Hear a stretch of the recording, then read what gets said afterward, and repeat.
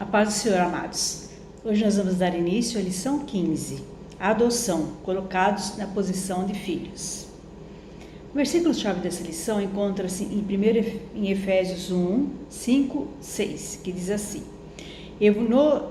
nos predestinou para filhos de adoção por Jesus Cristo, para si mesmo, segundo o beneplácito de sua vontade, para o louvor e glória da sua graça, pela qual nos fez agradáveis a si no amado. O que é beneplácito? É consentimento, aprovação. Então nós somos aprovados para ser adotados por Deus, né? Foi Ele que nos escolheu. Devemos compreender que a nossa posição na família de Deus é de filho adorado, assimilar o fato de que fomos adotados como filho por Deus e nos colocar em prática diariamente os ensinamentos do Senhor, o Pai que nos adotou, e agir como filho grato. O comentarista J. I. Packer diz assim, que cristão é aquele que tem Deus como Pai. A ideia de que todos os homens são filhos de Deus não é encontrada em parte alguma da Bíblia. O Antigo Testamento mostra Deus como Pai, e não de todos os homens, mas apenas de seu próprio povo, descendência de Abraão. Israel é meu filho, meu primogênito, digo-te, pois, deixa ir meu filho. Está em Êxodo 4, 22, 23. Que é a adoção? A doutrina bíblica da adoção refere-se àquela obra da graça de Deus, pela qual Ele, através de Cristo, recebe-nos como filhos, nós que antes vivíamos longe de Deus. Sem Cristo, nós éramos pagãos. Em Efésios 2,11 diz assim: portanto, lembrai-vos de que vós, noutro tempo, eres gentios, na carne, chamados incircuncisão, pelos que na carne se chamam circuncisão, feita pela mão dos homens. Nós, gentios na carne, chamados incircuncisos, sem sinal de aliança, sem batismo, sem nome, nós éramos pagãos. Né? Porque nós não éramos batizados, não tinha aliança com Cristo, né? Nós éramos desesperados. E em Efésios 2,12 diz assim, que naquele tempo estavam sem Cristo, separados da comunidade de Israel, e estranhos aos concertos da promessa, não tendo esperança e sem Deus no mundo, né? Nós éramos desesperados, éramos pessoas sem Cristo, sem Salvador, sem esperança, sem futuro, né? Sem um Deus no mundo. Nós não tínhamos origem, né? Nós não tínhamos um ninho. Éramos solitários, separados da comunidade de Israel, exilados, sem família. Agora, em Cristo, né?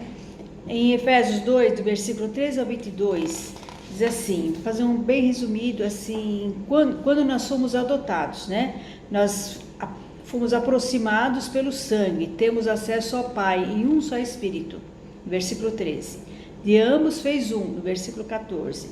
Derribou a parede da separação, a inimizade, aboliu a lei dos mandamentos, criasse um novo homem, evangelizou a paz, reconciliasse ambos em um só, destruindo a inimizade, versículo 17.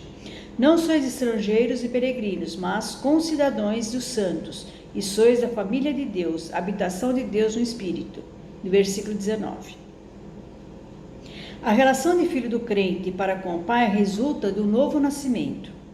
Em João 1, 12, 13 diz assim: mas a todos quanto receberam, deu-lhes o poder de serem feitos filhos de Deus, aos que creem no meu nome, os quais não nasceram do sangue, nem da vontade da carne, nem da vontade do varão, mas de Deus. Ao passo que a adoção é o ato de Deus pelo qual aquele que já é filho, através da redenção da lei, e colocados na posição de filho adulto.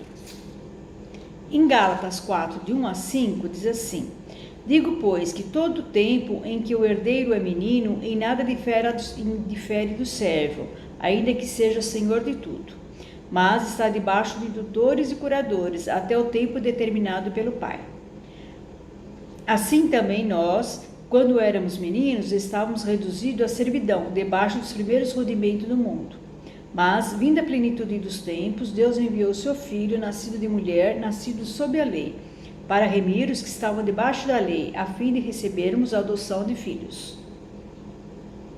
O Espírito que habita no crente o leva à percepção disso em uma experiência presente, mas a plena manifestação de sua filiação aguarda a ressurreição, transformação e transladação dos santos.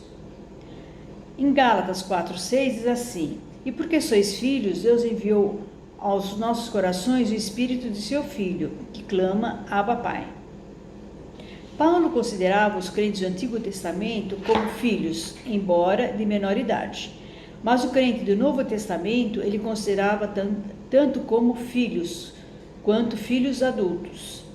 As principais vantagens da filiação, segundo Paulo, são a libertação da lei e a posse do Espírito Santo, o espírito da filiação. Tempo de adoção. A adoção tem um relacionamento tríplice de tempo. No passado, nos conselhos de Deus, foi um ato de passado eterno, Efésios 1:5, que diz assim: nos predestinou para filhos de adoção por Jesus Cristo, para si mesmo, segundo o beneplácito de sua vontade. Antes da criação, Deus nos predestinou para essa posição. Está em Hebreus 11, de 39 a 40, que diz assim: E todos esses, tendo tido testemunho pela fé, não alcançaram a promessa, provendo Deus alguma coisa melhor ao nosso respeito, para que eles, sem nós, não fôssemos aperfeiçoados. No presente, na experiência pessoal, ela se torna verdadeira para o crente na hora em que esse recebe a Jesus Cristo como Salvador. Em Gálatas 3,26 diz assim: Porque todos sois filhos de Deus, pela fé em Cristo Jesus. No futuro, na vinda de Cristo, a percepção plena da adoção acontecerá naquela hora, quando seremos semelhantes a Ele. Em Romanos 8,23 diz assim: E não só ela, mas nós mesmos, que temos as primícias do Espírito, também gememos em nós mesmos, esperando a adoção, a saber, a redenção do nosso corpo.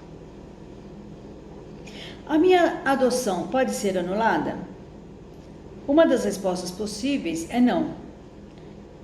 Em Efésios de 1 a 14, isso aí deixa bem claro assim. Vamos ler o 3, o 4, o 5, que diz assim: Bendito Deus e Pai do nosso Senhor Jesus Cristo, o qual nos abençoou com todas as bênçãos espirituais nos lugares celestiais do Espírito, de Cristo, como também nos elegeu nele antes da fundação do mundo, para que fôssemos santos e irrepreensíveis diante dele em caridade.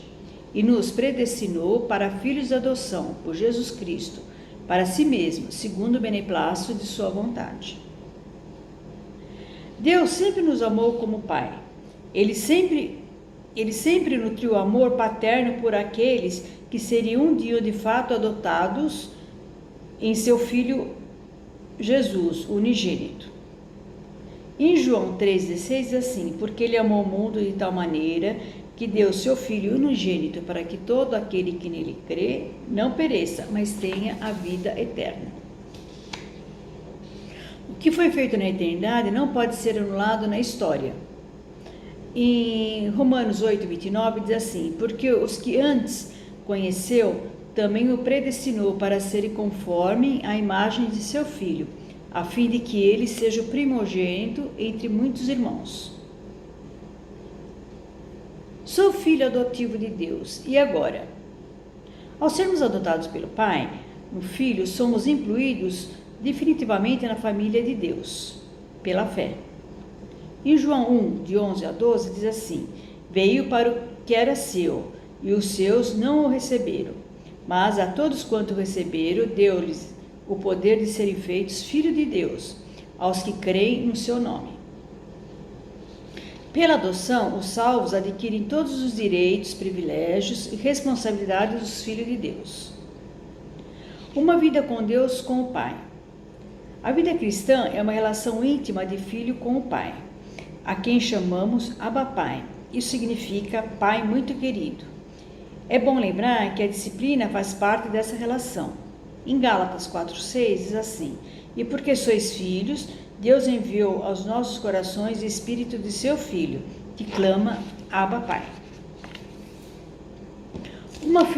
uma vida com irmãos e irmãs na família de Deus. Fazemos parte todos juntos da grande família de Deus, todos filhos e filhas adotados por Deus. Devemos ser unidos por amor. Em Gálatas 6,10 diz assim: então, enquanto temos tempo, façamos o bem a todos, mas principalmente aos domésticos da fé. Uma vida com Cristo como irmão mais velho. Como filhos adotivos, são-nos concedidos todos os direitos na família de Deus, juntamente com o Filho legítimo do Pai, o Senhor Jesus Cristo. Cristo é o modelo do Filho perfeito, por isso deve ser ouvido e seu exemplo seguido. Em João 15, 14 e 15, diz assim: vós sereis meus amigos, que fizerdes o que eu vos mando. Já vós não o chamareis servos, porque servo não sabe o que faz o seu senhor, mas temos chamados amigos, porque tudo quanto ouvi de meu Pai vos tenho feito conhecer. Concluindo, a doutrina da adoção deve nos ajudar a celebrar, mas também nos fortalecer para nos comportarmos como filho. Vamos ler a parábola do filho pródigo, que diz assim: e disse um certo homem tinha 2 filhos, e o mais moço deles disse ao pai: pai, dai-me parte da fazenda que me pertence. E ele repartiu por eles a fazenda. E poucos dias depois, o filho mais novo, ajuntando tudo, partiu para uma terra longínqua, e ali desperdiçou a sua fazenda, vivendo dissolutamente. E havendo ele gastado tudo, houve naquela terra uma grande fome, e começou a padecer necessidades. E foi e chegou-se a um dos cidadãos daquela terra, o qual os mandou para os seus campos a apacentar porcos. Ele desejava encher o seu estômago com as bolotas que lhe os porcos comiam, e ninguém lhe dava nada. E caindo em si, disse: quantos trabalhadores de meu pai têm abundância de pão, e eu aqui pereço de fome? Levantar-me-ei e irei ter com meu pai, e dir-lhe-ei: pai, pequei contra o céu e perante ti. Já não sou digno de ser chamado teu filho. Faze-me como um dos seus trabalhadores. E levantando-se, foi para seu pai, e quando ainda estava longe, viu o seu pai, e se moveu de íntima compaixão, e correndo lançou-se ao pescoço e o beijou. E o seu filho lhe disse: pai, pequei contra o céu e perante ti, e já não sou digno de ser chamado teu filho. Mas o pai disse ao filho: trazei-me depressa a melhor roupa e vesti-lo-ei, e pondo-lhe um anel na mão e sandálias nos pés. Trazei o bezerro cevado e matai-o, e comamos e alegremo-nos, porque esse meu filho está morto e reviveu. Tinha-se perdido e foi achado, e começaram a alegrar-se. E o seu filho mais velho estava no campo, e quando veio e chegou perto da casa, ouviu a música e as danças. E chamando um dos servos, perguntou-lhe o que era aquilo. E ele lhe disse: veio teu irmão, e teu pai matou o bezerro cevado, porque o recebeu são e salvo. Mas ele se indignou e não queria entrar, e saindo o pai instava com ele. Mas respondendo ele, disse ao pai: eis que te sirvo há tantos anos, sem nunca transgredir os teus mandamentos. E nunca me deste um cabrito para alegrar-me com os meus amigos. Vindo, porém, esse teu filho, que desperdiçou a tua fazenda com as meretrizes, mataste-lhe o bezerro cevado. E ele lhe disse: filho, tu sempre estás comigo, e todas as minhas coisas são tuas. Mas era justo alegremo-nos e regozijamo-nos, porque teu irmão estava morto e reviveu, tinha-lhe perdido e foi achado. Então, aqui nós vimos a expectativa do filho pródigo, né? Que era receber um tratamento de servo, como diz em Lucas 15, 19, que diz assim: já não sou digno de ser chamado teu filho. Faze-me como um dos seus trabalhadores. Mas não, o seu pai o recebeu, dando-lhe a melhor roupa, o anel de família, uma recepção digna de filho amado. Tratamento de filho implica comportamento de filho, que é exatamente o que ele é. O filho mais novo não tinha cultivado até então o que tinha o filho mais velho, também não sabia o que significava. Em Lucas 15, 29, diz assim: mas respondendo ele, disse ao pai: eis que te sirvo há tantos anos, sem nunca transgredir os teus mandamentos e nunca me deste um cabrito para alegrar com os meus amigos. Então, amados, nós temos que adorar a Deus, glorificar a Deus, porque Ele nos adotou como filho. Ele nunca quer ver nós longe dEle. Ele sempre vai nos amar, né? Então, no nosso caso, como filhos adotados de Deus, devemos sempre procurar seguir as suas orientações, viver de maneira que lhe agrada, de modo a cumprir nossa finalidade na terra, louvar e glorificar a Deus, sempre no nome do Senhor Jesus. Ele sempre quer nós perto dEle, que nós seguimos seus mandamentos, adorá-lo, glorificar a Deus. Ok? Que Deus abençoe a todos e um bom domingo a todos. Até a próxima aula, se Deus quiser.